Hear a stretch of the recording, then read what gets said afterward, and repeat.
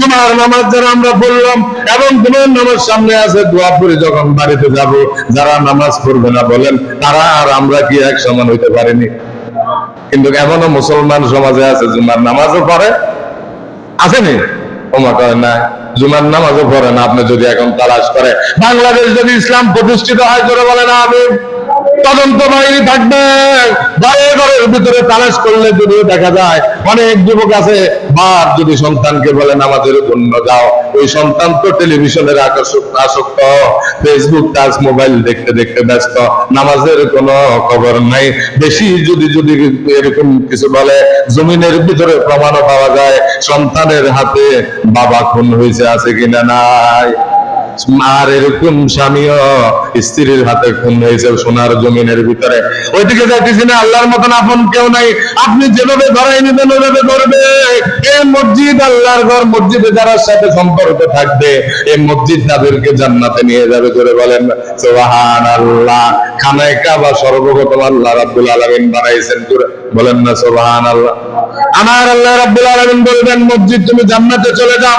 আল্লাহর রাসূল 4000 বছর আগে বলে দিলেন আহাব্বুল বিলাদি ইলাল্লাহি মাসাজিদুহা ওয়া আবগাদুল বিলাদি ইলাল্লাহি আসওয়াকুহা। ও দুনিয়ার মানুষ, এই দুনিয়াতে বেহেশতের বাগান হলো আল্লাহর ঘর, মসজিদ। সুবহানাল্লাহ। আপনাকে সুবহানাল্লাহ বোঝা যায় মসজিদ খারাপ জায়গা, জোরে বলেন না সুবহানাল্লাহ। মাশাআল্লাহ, মসজিদ বেহেশতের জায়গা। আজকাল একশনের দিকে তাকাই দেখেন কতগুলা মসজিদ, বাংলার জমিনের দিকে তাকাইয়া দেখেন মসজিদ। মসজিদ হওয়া আমাদের দরকার আছে কিনা নাই? যে মানুষ বলবে মসজিদ বেশি হইলে সমস্যা, আমি বলবো তার মাথার মধ্যে সমস্যা। বাংলাদেশের জমিনের ভিতরে পাওয়া যায় যার মোবাইলের দরকার নাই, সেও 5টা 6টা মোবাইল চালায়, আছে কিনা নাই? জবান বলে বলেন আছে কিনা নাই? চাকরিও একটাও নাই। যারা চাকরিজীবী তারা মোবাইল চালানোর সময় পায় না, যারা সমালোচনা করে তারা কাজ পায় না, যারা কাজ করে তারা সমালোচনা করার সময় পায় না।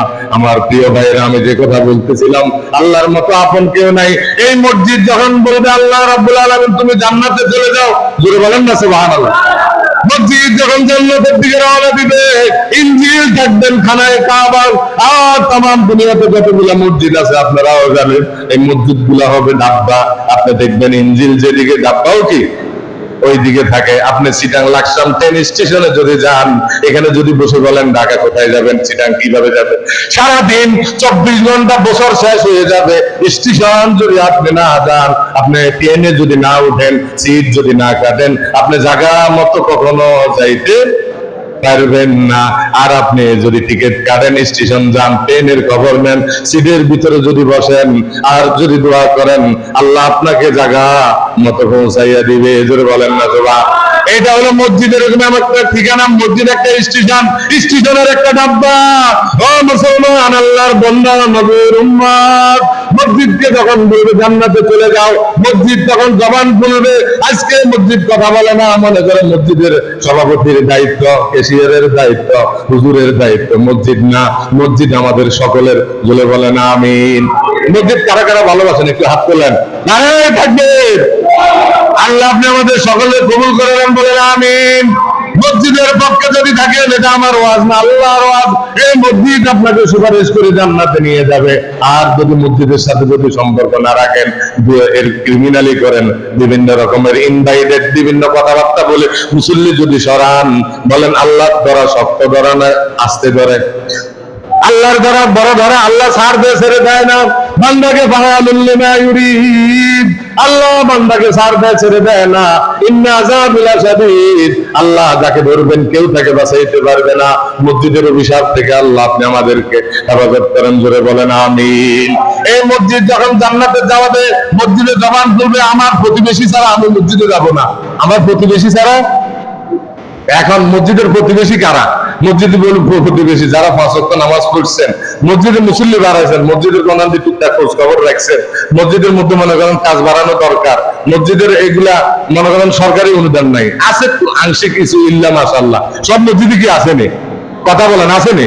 তাহলে আমরা এই জনসাধারণ যারা আছি, আমরা মসজিদের সাথে থাকি, এই কাজগুলো যদি আমরা করি, 5 ওয়াক্ত নামাজ পড়ি, আগে 5 ওয়াক্ত নামাজ বলেন কয় ওয়াক্ত?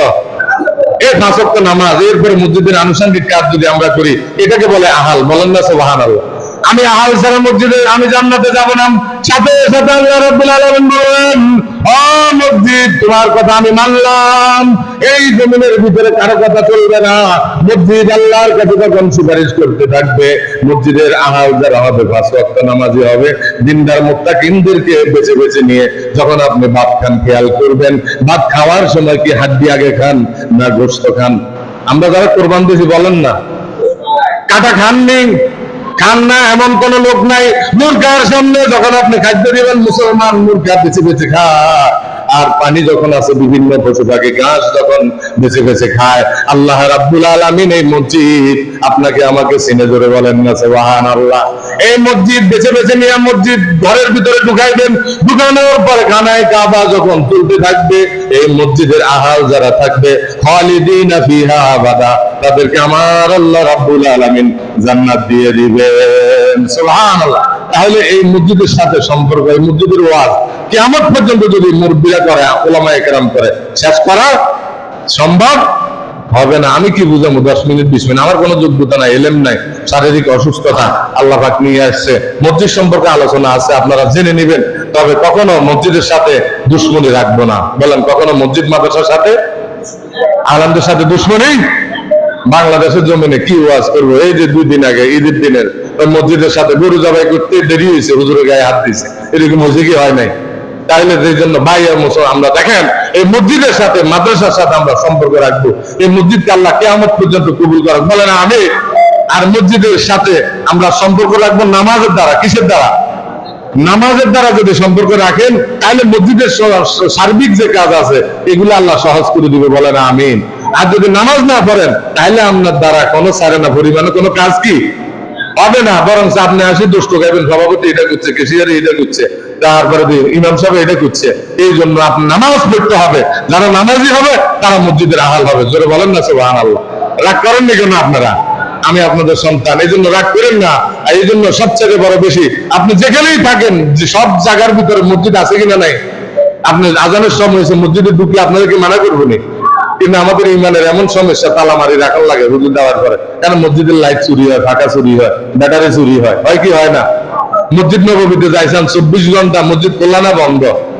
খানায় কাবা বন্ধ না খোলা? ও এমনিয়া বন্ধ, খোলা। বলেন কি? কারণ একজনের পর একজনে ইবাদত করতেছে। কি করতেছে? কেউ নামাজে আছে, কেউ জিকিরে আছে, কেউ তেলাওয়াতে আছে। যারা হজে গেছে তারা দেখছেন। আর এখন তো আমরা হয়েছে যে নামাজ হচ্ছে দেরি, 12তে 4G 5G 3G এমন জোরে বাইরে, ঘরের ভিতরে কি কাজ আছে জানে, এটা যাই সমাধা দিতে হইব। মসজিদে বইলে মনে হয় আযাব, কিন্তু বাড়িতে যাই মনে বসলে মনে হয় শান্তি। নাউযুবিল্লাহ। সাহাবায়ে কেরামদেরকে জিজ্ঞাসা করা হলো, তোমার মা, তোমার বাবা কোথায়? আব্দুর রহমান কোথায়? তখন বিবি সাহেব কি জবাব দিছে যে উনি বাজারে গেছেন। কোথায় গেছেন? কখন আসবে? এখন চলে আসবে। জোরে বলেন না সুবহানাল্লাহ। বিবি কেমন ইমানদার ছিলেন তখনকার আমলে সাহাবায়ে কেরাম। আর প্রশ্ন করছেন, আপনার স্বামী আব্দুর রহমান কোথায়? কয় মসজিদে গেছে। কোথায় গেছে? কখন আসবে? জানি না। মসজিদে গেছে। আল্লাহ তখন মসজিদ থেকে বাইরে করে নিয়ে আসবে। সুবহানাল্লাহ। মা বোনদের কেমন ইমান ছিল, মুসলমান কেমন ইমান ছিল তারা জানে। আমার স্বামী যদি মসজিদে যায়, মসজিদ থেকে কখন বাইরে জানি না, বাজারে যদি যায় বাজার থেকে চলে আসবে। আর এখনকার জমানাতে যদি জিজ্ঞাসা করে আব্দুর রহমান কোথায় গেছে, মসজিদে কখন আসবে, এই তাড়াতাড়ি আসবে। কি আসবো? এই তাড়াতাড়ি চলে আসবো। আপনি দাঁড়িয়ে থাকেন, জানো আমার স্বামী যদি মসজিদে একবার প্রবেশ করে, সেকেন্ড টাইম বাইরে দেরি করে না। আর যদি বলে আপনার স্বামী কোথায় গেছে, বাজারে গেছে, কখন আসবে, জানি না, আল্লাহ জানে। কে জানে? জানে ঠিক মতন ইমান আছে, আল্লাহ জানে। আমার স্বামী যদি বাজারে যায়, মাথার ভিতরে ঠিক থাকে, শুধু সারাক্ষণ বাজারের বিবেচনা। আমাদের ইমান কেমন দুর্বল হয়ে গেল। একটু জিজ্ঞেস করেন, লা ইলাহা, জোরে লা ইলাহা, লা ইলাহা ইল্লাল্লাহু মুহাম্মাদুর রাসূলুল্লাহ। সবাই ভালো না যে তাফসীরের আলোচনা আমি সংক্ষিপ্তভাবে আলোচনা করতে পারি নাই। সংক্ষিপ্তভাবে যতটুকু শুনলাম বললাম, নবীকে আল্লাহ রাব্বুল আলামিন নিজে বলতেছেন। আচ্ছা বলেন, আমরা এখানে যারা আছি উপস্থিত, নবীরা নামাজ না পড়লে আল্লাহ কোনো সমস্যা আছে নি? কথা বলেন, সমস্যা আছে নি? কিন্তু নবীরা নিষ্পাপ। নবীরা কি? আর আমাদের নবী কম না বেশি? সমস্ত নবীদের সর্দার, সাইয়্যিদুল আম্বিয়া, ইমামুল মুরসালিন, রাহমাতাল লিল, যার সবাই ছাড়া কোন লোক জান্নাতে যাইতে সমস্ত নবীও পর্যন্ত ইয়া নফসি করবে। ওই নবীকে আল্লাহ রাব্বুল আলামিন বলেন, আল্লাহ রাব্বুল আলামিন কুরআনুল কারীমের মধ্যে বলেন, ওয়াহমুর আহলাকা বিসসালাতি ওয়াসতাবির আলাইহা লা নাসআলুকা রিজকান নাহনু নারযুকুকা ওয়াল আকিবাতু লিত্তাকওয়া। ওয়াহমুর আহলাকা, হে নবীজি আমি আপনাকে বলতেছি, হে নবীজি ওয়াহমুর আহলাকা বিসসালাতি, সালাত মানে নামাজ, সালাত মানে কি? ওয়াহমুর আহলাকা বিসসালাতি ওয়াসতাবির আলাইহা লা নাসআলুকা রিজকান নাহনু নারযুকুকা ওয়াল আকিবাতু লিত্তাকওয়া। হে নবী আপনি নিজে নামাজ পড়েন, আপনার পরিবার যারা আছে তাদেরকে নামাজের আদেশ দেন, বলেন না সুবহানাল্লাহ। তাদেরকে নামাজের আদেশ দেন, 10 বছর পরে নামাজের আদেশ করেন, যদি না পরে তাকে শাসন করেন। মুসলমান ওদিকে যাইতেছি না, সংক্ষিপ্ত করে বলতেছি, আপনি নিজেও নামাজ পড়েন, আপনার আহাল যারা আছে তাদেরকে নামাজের কথা বলেন। আমি আল্লাহ আপনার কাছে রিজিক চাই না, রিজিক তো আমি আল্লাহ আপনাকে দান করব। সুবহানাল্লাহ। রিজিক দান করে কে? কিসের মাধ্যমে? ব্যবসার মাধ্যমে না নামাজের মাধ্যমে? নামাজের মাধ্যমে। এই জন্য আল্লাহ রাব্বুল আলামিন যদি নবীকে নামাজ পড়ার কথা বলে, আমাদের 5 ওয়াক্ত নামাজ দরকার আছে কিনা? নাই। 5 ওয়াক্ত নামাজ কি ঘরে পড়বেন না মসজিদে পড়বেন? মসজিদে আসি পড়তে হবে। মসজিদে যদি নামাজের মধ্যে দাঁড়ান, কার সামনে দাঁড়াইছেন? সেজদা দিয়ে যদি চোখের পানি ছাড়েন, আমার আল্লাহ রাব্বুল আলামিন আপনার জিন্দেগির গুনাহ মাফ করে দিবে।